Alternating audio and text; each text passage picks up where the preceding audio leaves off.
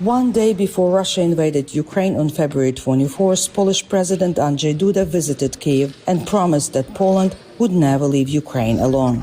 After the war began, Poland welcomed Ukrainians fleeing the war and treated them as guests. Łukasz Adamski, deputy director of Moroszewski Center in Warsaw, pointed out that Poland became a home for millions of Ukrainian refugees. Ukrainian citizens have extended rights in Poland and vice versa. Poland also has played a crucial role in facilitating the delivery of Western weapons, systems and humanitarian supplies to Ukraine. Adamski said that the Russian threats changed the not always smooth relationship between Ukraine and Poland.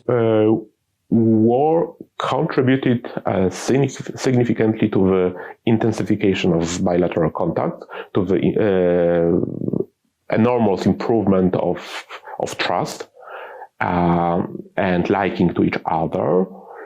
And it also revealed that both states have common interests, common vision of future.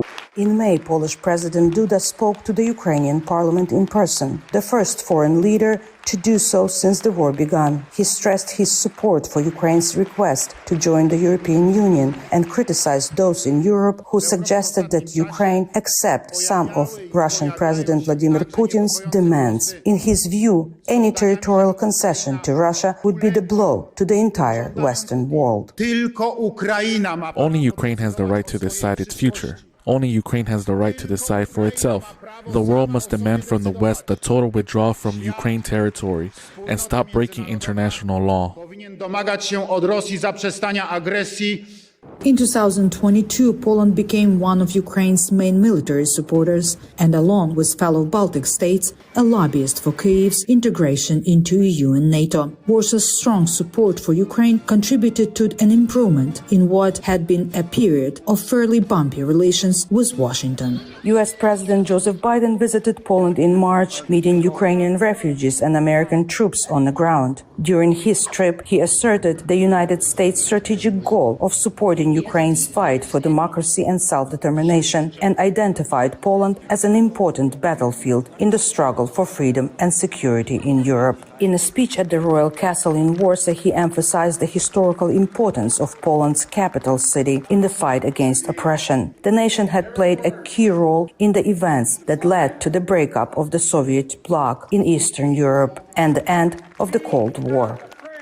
For generations, Warsaw has stood where liberty has been challenged and liberty has prevailed. Today's fighting Kyiv and Metropole and Kharkiv are the latest battle in a long struggle. Hungary, 1956. Poland, 1956, and then again, 1981. Czechoslovakia, 1968. He outlined the U.S. commitment to Ukraine and pointed out that the Russian actions in Ukraine strengthened bonds among allies. Instead, Russian forces have met their match with brave and stiff Ukrainian resistance. Rather than breaking Ukrainian resolve, Russia's brutal tactics have strengthened the resolve. Rather than driving NATO apart, the West is now stronger and more united than it has ever been.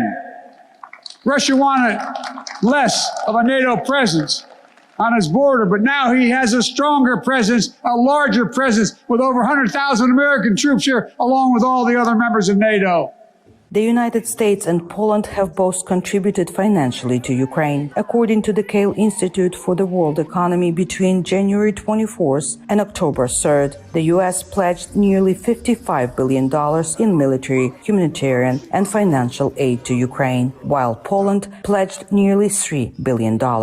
With Polish territory being a base for Ukrainian support, Poland has become an indispensable U.S. ally for European security. Miroslava Gongadze, VOA News, Warsaw, Poland.